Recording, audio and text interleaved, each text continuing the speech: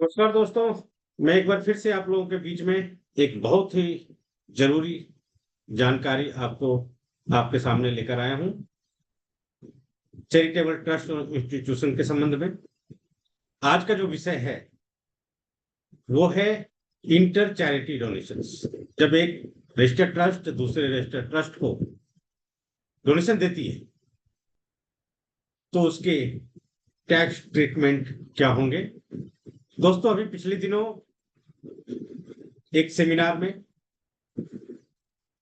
बहुत सारे प्रोफेशनल्स के बीच में ये कंफ्यूजन सामने आया था कि इंटर चैरिटी डोनेशन के संबंध में जो फाइनेंस एक्ट 2023 में जो एक बदलाव आए थे, एक नया प्रोविजन आया था, उसका इम्पैक्ट आखिर कैसे होगा जब हम आईटीआर फाइल करने जाएंगे या ऑडिट रिपोर्ट सबमिट करने जाएंगे।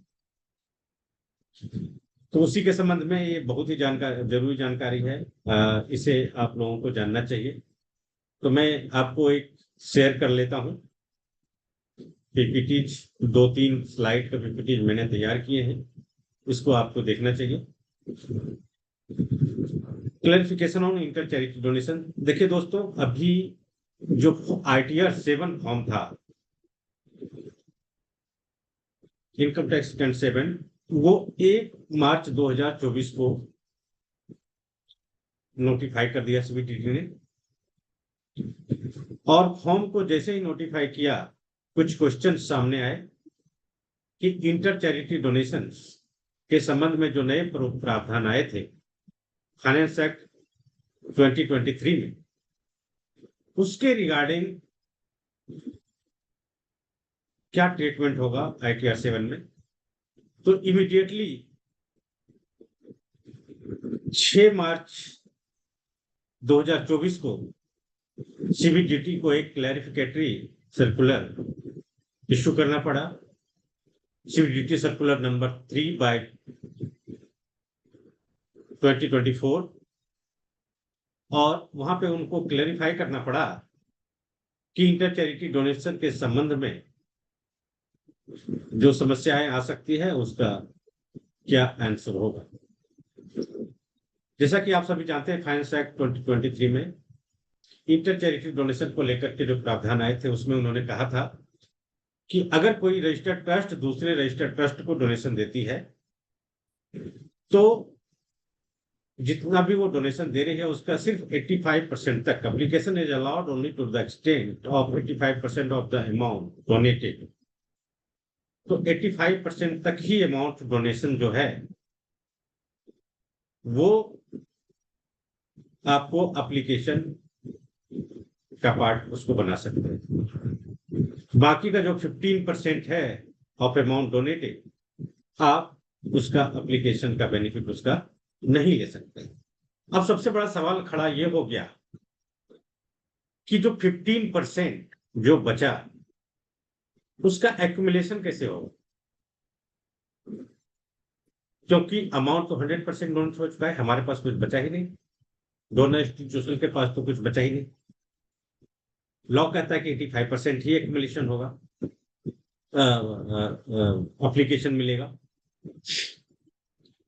तो जो 15% जिसका एप्लीकेशन नहीं मिलेगा, जो पैसे अब हमारे पास नहीं है, उसका ट्रीटमेंट क्या होगा। क्या वो 15% जो हम लोग एक नॉर्मल एक्यूमुलेशन करते हैं उसका पार्ट बनेगा? उसका पार्ट बना भी तो जो अमाउंट हमारे पास है ही नहीं, उसको 11/5 के मोड ऑफ इन्वेस्टमेंट में कैसे रख पाएंगे जो 50 अप टू 15% एक्यूमुलेशन करेंगे।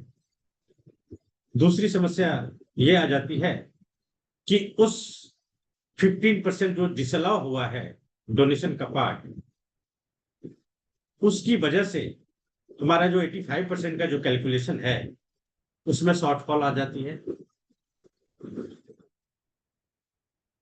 क्योंकि प्रोविजन क्या कहता है, 85% से कम अगर आप एप्लीकेशन ऑफ इनकम आपका होता है तो आपको फॉर्म 10 फाइल करना पड़ेगा डीम्ड एक्यूमुलेशन के लिए अगले 5 सालों तक के लिए। तो ऐसे केस में जहां पे डोनेशन हुआ है जिसका 15% हमारा डिसअलाउ हो गया है, तो उस केस में 15% जो डिसअलाउ हुआ उसके कारण 85% से कम एप्लीकेशन हो पाया, और जो पैसे हैं ही नहीं उसके लिए फॉर्म 10 कैसे फाइल कर सकते हैं? फॉर्म 10 फाइल करेंगे तो अगेन सेक्शन 11(5) के मोड ऑफ इन्वेस्टमेंट में उस पैसे को कैसे रख पाएंगे, क्योंकि पैसा हमारे पास है ही नहीं। तो ये बहुत सारी समस्याएं आई थी सामने। उसी के रिगार्डिंग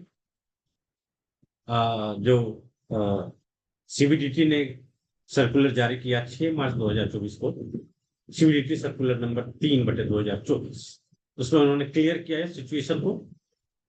अच्छा, मैं आपको सिचुएशन को क्या क्लियर किया है ये बताने से पहले डोनेशन के संबंध में लॉ जो है आज के डेट में वो क्या कह रहा है, इसको थोड़ा सा डिटेल में जानने की कोशिश करते हैं। तो आप देखेंगे treatment of donation given by a trust to another trust, उसके संबंध में, डोनेशन के संबंध में सारी बातों को एक बार बैकग्राउंड को हम लोग समझ लें तो ज्यादा अच्छा रहेगा। Every trust institution has to apply at least 85% of its income during the financial year to ensure bare minimum application for charitable or religious purpose. Section 11 कहता है कि आपको प्रीवियस ईयर इनकम का 85% आपको अप्लाई करना पड़ेगा for the purpose of charitable और religious purposes. Up to 15% can accumulate for future purposes. 85% आपको अप्लाई करना है, अप टू 15% आप फ्यूचर पर्पस के लिए एक्यूमुलेट कर सकते हैं। ये फर्स्ट पॉइंट को आपने समझा। दूसरा, ट्रस्ट और institution has to apply that 85% of income either themselves और by making donations to another trust with similar object. Trust को 85% जो उसे अप्लाई करना है या तो रेवेन्यू और कैपिटल एक्सपेंडिचर पे अप्लाई करे या फिर किसी दूसरे रजिस्टर्ड ट्रस्ट को डोनेशन देकर के भी उसका एप्लीकेशन वो क्लेम कर सकते हैं। बट जो दूसरे इंस्टीट्यूशन को जहां पे वो डोनेशन देंगे वो सिमिलर ऑब्जेक्ट वाली इंस्टीट्यूशन होनी चाहिए। 1280 रजिस्टर्ड इंस्टीट्यूशन होनी चाहिए प्लस उसके ऑब्जेक्ट सिमिलर होने चाहिए। Third, the trust or institution can make only voluntary donations. Trust और institution सिर्फ voluntary donation करेंगे, कर सकते हैं, and cannot make corpus donation. Corporate donation दूसरे ट्रस्ट को नहीं कर सकते। अगर आप corporate donation किसी दूसरे registered institution को करते हैं तो उसका आपको एप्लीकेशन नहीं मिलेगा। तो आप सिर्फ voluntary contribution के रूप में ही दूसरे इंस्टीट्यूशन को डोनेशन दे सकते हैं। To other registered trust only from current year income. आप सिर्फ करेंट ईयर इनकम को ही डोनेट कर सकते हैं, किसी भी एक्यूमुलेटेड फंड को आप डोनेट नहीं कर सकते। तो ये भी बातें आपको ध्यान में रखना पड़ेगा। नॉट फ्रॉम एनी एक्यूमुलेटेड और बोरोड फंड को डोनेशन दे सकते हैं, नहीं दे सकते। ये 3 सिचुएशन थे। चौथा सिचुएशन एक और आ गया फाइनेंस एक्ट 2023 में। Finance Act 2023 proposed by inserting clause 3 in explanation 4 to subsection 1 of section 11 of the Income Tax Act that any voluntary donation paid to other registered institution shall be treated as application for charitable or religious purposes only to the extent of 85% of each donation paid. अगर आप किसी दूसरे registered institution को donation देना चाहते हैं for charitable और religious purpose के लिए, तो आप जितना डोनेशन दे रहे हैं उसका 85% तक ही आपको एप्लीकेशन मिल पाएगा। और ये जो लॉ है ये 1 अप्रैल 2024 से सभी ट्रस्ट पे, सभी रजिस्टर्ड इंस्टीट्यूशन पे एप्लीकेबल हो चुका है। अब इस लॉ के आने से जो कॉन्सिक्वेंसेस बन रहे हैं वो देखिए क्या होगा। If a trust donate donate any amount to other registered institution, then the donor trust can claim only 85% of amount donated as its application of income. दूसरा consequences क्या आया? Planning to defeat the intention of the legislature by forming multiple trusts and accumulating 15% at each stage shall be reduced significantly. पहले planning क्या हो रही थी, बहुत जगहों पे ये देखा गया था कि एक ही मैनेजमेंट में 3 और 4 ट्रस्ट बन जाते थे, और कोई डोनेशन किसी एक ट्रस्ट को आया तो उस ट्रस्ट ने 15% तक अपने पास एक्यूमुलेट किया, अप टू 15%, और 85% ट्रस्ट बी को डोनेट कर दिया। ट्रस्ट बी ने भी जितना उसको डोनेशन मिला उसका 85% अपने पास एक्यूमुलेट किया और ट्रस्ट सी को डोनेट कर दिया, और ट्रस्ट सी ने ट्रस्ट डी को डोनेट कर दिया। इस तरह से एक बहुत बड़ा जो मार्जिन जो था, जो डोनर्स की तरफ से जो डोनेशन आए थे, वो कहीं ना कहीं पार्क हो जाते थे सेम मैनेजमेंट, और वो अप्लाई नहीं हो पाता। अब इसी प्लानिंग को डिस्करेज करने के लिए ये लॉ आया है, फाइनेंस एक्ट 2023 में। अब देखिए, इसको मैं एक उदाहरण के थ्रू आपको समझा सकता हूं। जो अभी सीबीडीटी सर्कुलर आया है, उसमें जो रिलीफ मिला है, उसने जो क्लेरिफाई किया है, उसका इम्पैक्ट कैसे होगा, एक बार आप इस उदाहरण से आप समझ सकते हैं। मान लीजिए ट्रस्ट ए है, उसका टोटल इनकम है प्रीवियस ईयर में 300 लाख, 3 करोड़। मिनिमम, उसमें minimum application would be 255 lakhs, मतलब 85% उनको खर्च करना है। अब ट्रस्ट ए ने डोनेशन दिया ट्रस्ट एक्स को, जो रजिस्टर्ड ट्रस्ट था और सिमिलर ऑब्जेक्ट वाला ट्रस्ट था, उसको 100 लाख का डोनेशन दे दिया।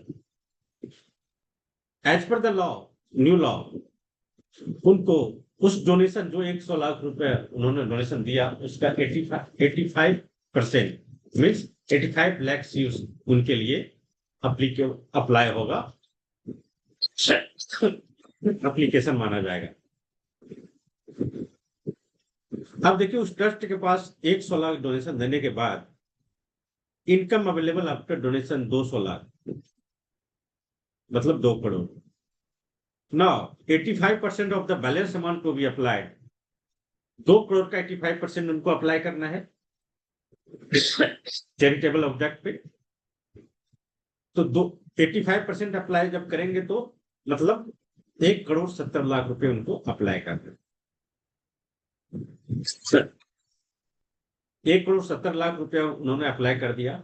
अब उनके पास जो इनकम अवेलेबल आफ्टर एप्लीकेशन जो बचा है वो 30 लाख बचा है। 200 लाख बचे थे बैलेंस डोनेशन के बाद, उसमें 170 लाख अप्लाई कर दिया। अब उनके पास 30 लाख रुपए बचे। टोटल एलिजिबल एप्लीकेशन, उनका जो टोटल एप्लीकेशन हुआ है वो 2 करोड़ 55 लाख का हुआ है। 2 करोड़ 55 लाख, क्योंकि उन्होंने जो डोनेशन दिया था उसका 85%, अब प्लस जो उनके पास जो पैसे 200 लाख बच गए थे उसका 85%, इन दोनों का जो एप्लीकेशन उनको मिलना था, eligible application 255 lakh. Total available balance for accumulation should be 45 lakh, मतलब 255 लाख अगर 85% हमें अप्लाई करना है टोटल, तो हमारे पास कितना बचना चाहिए एक्यूमुलेशन के लिए? 45 लाख। बचे कितने हैं? 30 लाख, क्योंकि 100 लाख डोनेशन में चले गए और 170 लाख अप्लाई किया उन्होंने, तो बचे उनके पास 30 लाख। बचने कितने चाहिए थे? 45 लाख। बचे क्यों नहीं? क्योंकि उन्होंने 100% डोनेशन किया था, जिसका एप्लीकेशन मात्र 85% का मिला, जिसकी वजह से उनके पास बचे रहे हैं पैसे 30 lakh, but as per law 45 lakh बचने चाहिए। अब ये जो 45 लैक्स हैं, इनको उनको या तो एक्यूमुलेट करना पड़ेगा फॉर फ्यूचर पर्पस, या फिर इसकी वजह से जो इनके 85% का जो ब्रैकेट है कम पड़ जाता है, तो इसके लिए उनको रिमेनिंग बैलेंस के लिए उनको फॉर्म 10 या 9 फाइल करना पड़ेगा।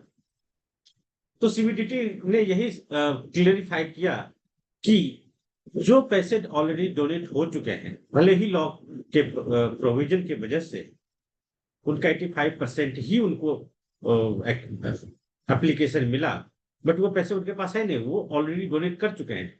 तो वैसे केस के लिए उनको जो पैसे, जो 15% अमाउंट ऑफ डोनेशन है, उनको एक्यूमुलेट करने की जरूरत नहीं है, या फिर वैसे अमाउंट को के लिए उनको फॉर्म 10 फाइल करने की जरूरत नहीं होगी। तो ये रिलैक्सेशन दे दिया सीबीडीटी ने, क्योंकि जो पैसे हैं ही नहीं उसको अप्लाई कैसे करेंगे, उसके लिए फॉर्म 10 कैसे फाइल करेंगे, या उसको एक्यूमुलेट कैसे करेंगे फॉर फ्यूचर पर्पस, जो आपको 15% एक्यूमुलेट करते हैं। तो ये रिलैक्सेशन मिल गया, और इससे अब क्लियर हो गया है जो जिनके मन में थोड़ी दुविधा थी, और उन्होंने ये साफ कर दिया कि जो डोनेशन आपने दे तो दिया, एप्लीकेशन 85% ही मिलेंगे, बट जो आपका जो एक्यूमुलेशन का पार्ट बन रहा है वो चूंकि आपके पास है ही नहीं, तो आप उसको एक्यूमुलेट करने की जरूरत नहीं है, या फिर उसके लिए फॉर्म 10 फाइल करने की आवश्यकता नहीं है। तो दोस्तों ये बहुत ही इंपॉर्टेंट प्रोविजन है, और इसको आप लोग बड़े ही ध्यान से देखिएगा जब आईटीआर फाइल कर रहे होंगे, और इसका इम्पैक्ट बड़े ही ध्यान से आपको लेना पड़ेगा, और ऑडिट रिपोर्ट में भी इसकी जानकारी आपको बड़ी ध्यान से देनी पड़ेगी, और आईटीआर 7 में भी इसकी जानकारी ध्यान से देनी पड़ेगी। तो ऐसे ही जरूरी बातों के लिए मेरे साथ जुड़े रहिए, और मैक्सिमम बेनिफिट आपको हमारा जो चैनल है उसे आप लाइक और सब्सक्राइब जरूर करें, ताकि आपको तुरंत बेनिफिट मिल सके। और नमस्कार, नेक्स्ट वीडियो में फिर से मिलते हैं।